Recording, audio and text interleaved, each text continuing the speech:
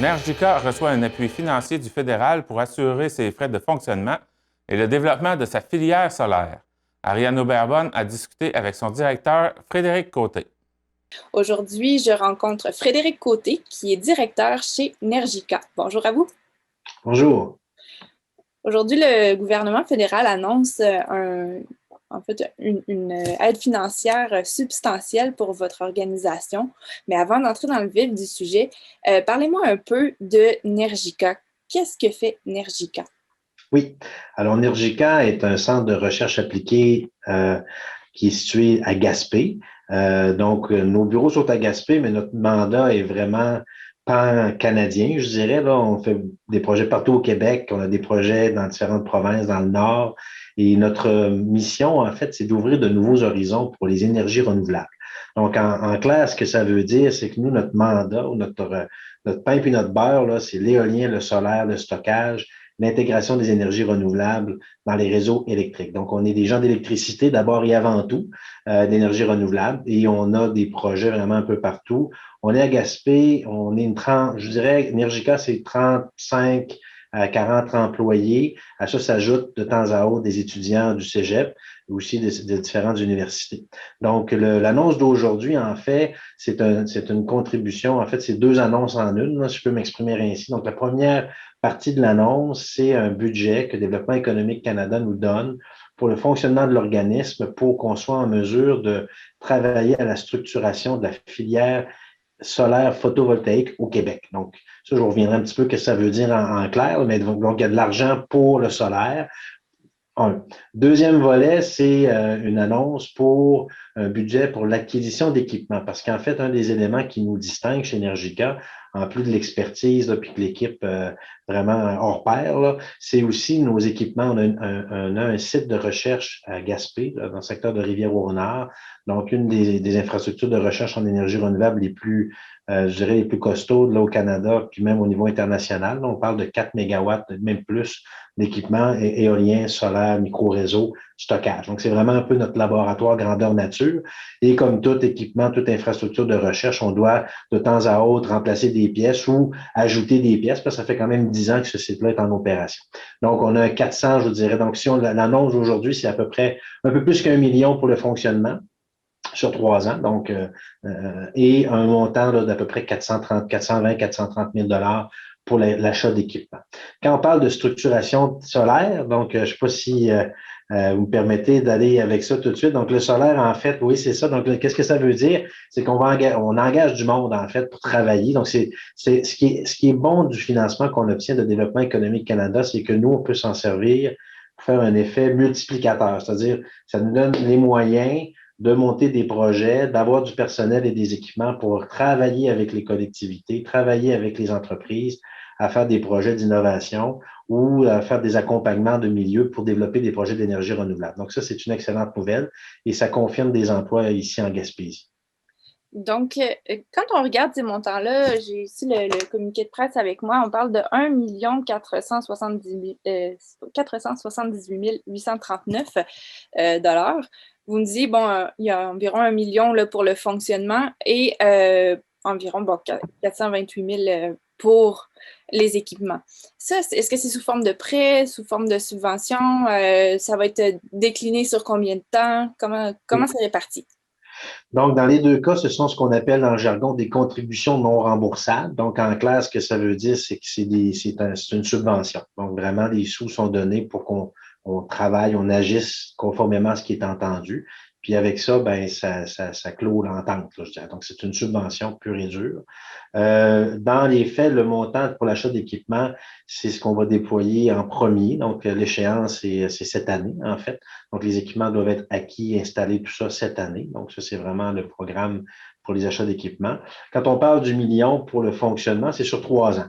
Donc, ça commence cette année, puis on en a pour 3 ans là, de soutien.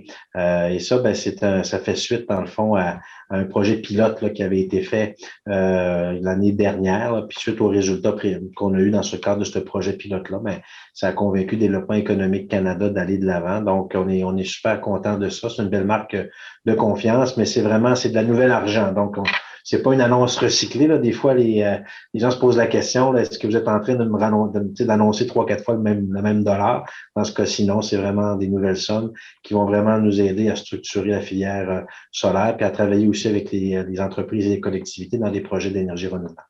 Est-ce que c'est possible de me donner des exemples de projets pour qu'on imagine un peu qu'est-ce que vous faites? Oui. Donc, dans les projets, dans le fond, on a comme deux grandes familles de projets, je dirais. D'abord, ceux qu'on fait avec plus les entreprises. Puis ça s'inscrit dans des démarches d'innovation. Ça, c'est vraiment là où on intervient. Hein. On est là pour faire avancer les idées puis les technologies pour que l'entreprise, dans le fond, soit prête à la commercialiser. Fait qu'on travaille avec des prototypes plus ou moins aboutis. Hein. Donc, nous, on est là pour vraiment accompagner les entreprises à développer leurs solutions. Des exemples de projets, je vais donner un exemple. On a développé avec des entreprises des systèmes de dégivrage des pales d'éoliennes. Donc, c'est un peu ce qui a fait notre marque de commerce, je dirais, là, toute l'adaptation des éoliennes au climat froid, tester, puis vraiment avec des opérateurs de parc, puis mesurer la performance, le gain en production, donc le gain en dollars, donc être capable de permettre à la PME qui veut vendre cette innovation-là à un grand joueur, d'avoir un rapport fait avec des experts indépendants qui disent, mais voilà, nous, on a testé, puis on a développé, on les a accompagnés dans le développement de cette solution-là, puis voici ce que ça peut donner. Ça, c'est un exemple.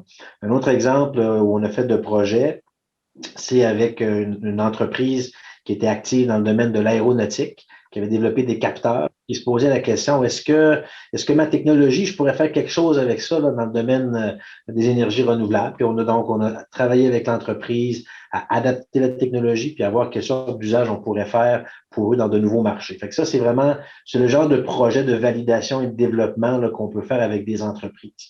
L'autre grande famille, c'est avec les collectivités. Donc, on le sait, hein, la transition énergétique, parce que ça, c'est dans ça que nous, on œuvre, là. La transition énergétique, ben, le palier de gouvernement que je pense va faire la clé là, du succès là, de la transition énergétique, c'est le palier municipal, le palier local, parce que c'est à ce niveau-là que les changements se font. Oui, l'argent vient du fédéral, peut venir du provincial, mais les projets, ils se font dans les collectivités. Donc, s'il n'y a pas de projet, ben, il va y avoir de l'argent et ça ne se fera pas. Hein. Donc, c'est là que la game, en bon français, se joue. Et là, dans ce contexte-là, nous, notre rôle, c'est d'accompagner les collectivités à faire, bon, dans notre jargon, on appelle ça du développement de capacité. Ce que ça veut dire, c'est que nous, on accompagne les milieux, les décideurs, les élus ou les fonctionnaires municipaux, les gens des organismes de développement locaux, puis on les accompagne à bien définir leurs besoins, puis aussi à ce qu'ils comprennent bien c'est quoi les technologies disponibles, c'est quoi le savoir qui est requis, puis derrière ça. Puis dans le fond, ça leur permet de donner de la confiance, de se bâtir une confiance qui permet d'aller de l'avant avec leurs projets. Parce qu'on a plusieurs collectivités, que ce soit des collectivités autochtones, donc on a des projets avec certaines collectivités autochtones, soit des Micmacs, que ce soit au niveau même des Inuits, donc on a des discussions avec différentes communautés pour aller de l'avant avec des projets d'énergie renouvelable dans leur communauté qui leur tiennent à cœur. Puis nous, on les accompagne pour qu'ils se donnent la confiance et qu'ils puissent aller de l'avant avec des bons choix. Parce qu'en fait, on ne vend pas de technologie, on ne vend pas de panneaux solaires, on n'a pas d'intérêt financier dans les projets. On est vraiment là pour accompagner.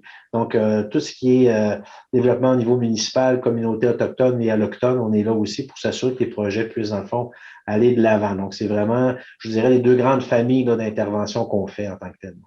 Du côté de l'énergie solaire, c'est quand même nouveau. Là.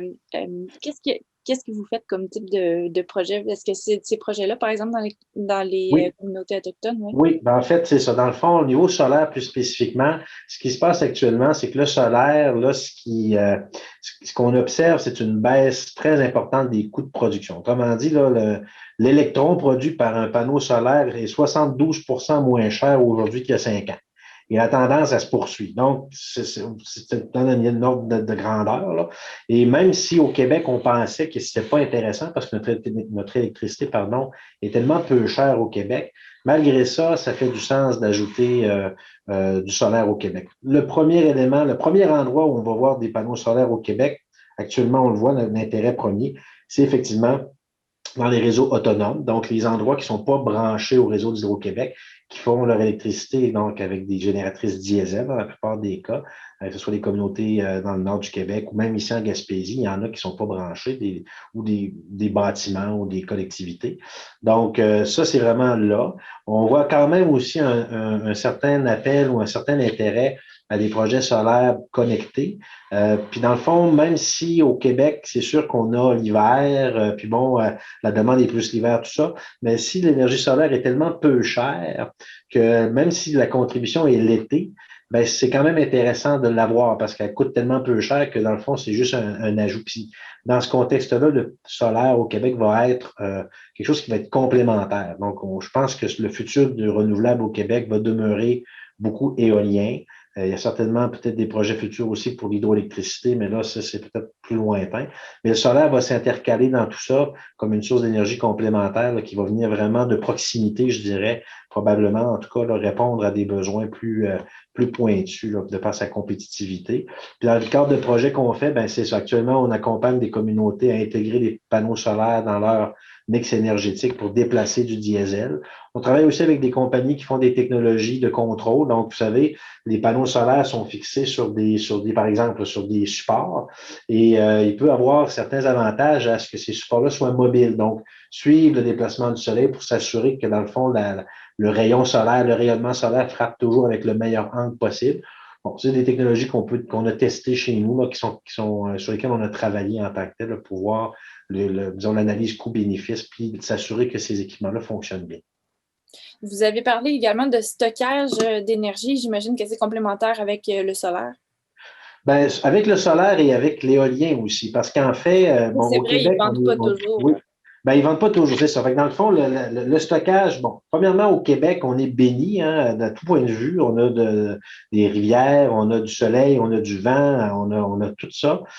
Puis on est béni. Fait que dans le fond, on utilise actuellement nos barrages, donc les réservoirs derrière les barrages.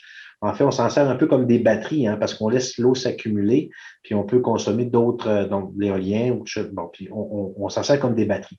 Mais dans les juridictions où il n'y a pas ça, ou les endroits où il n'y a pas de grands barrages, prenons l'exemple des îles de la Madeleine, ils ne sont pas connectés au réseau, fait qu'ils ne peuvent pas bénéficier des barrages comme batteries. Alors, ce qu'on fait, c'est qu'on met des batteries, puis dans le fond, une batterie, c'est un pont temporel. Hein, c'est le pont entre le moment où l'énergie électrique est produite puis le moment où elle est consommée. Parce que l'électricité, c'est une de ses caractéristiques. Elle ne se stocke pas en tant que telle comme telle. Il faut que tu la transformes en d'autres choses. Donc, nous, notre rôle, comme centre de recherche spécialisé en électricité verte, notre rôle, c'est vraiment de voir comment on peut utiliser les batteries, les insérer dans le réseau électrique avec des contrôleurs, des ordinateurs, des algorithmes de contrôle, puis tout un paquet de capteurs et d'informations pour voir comment on peut dans le fond, augmenter ce qu'on appelle dans le jargon le taux de pénétration des énergies renouvelables dans les réseaux électriques en utilisant les batteries. Évidemment, les batteries, actuellement, c'est beaucoup de la chimie.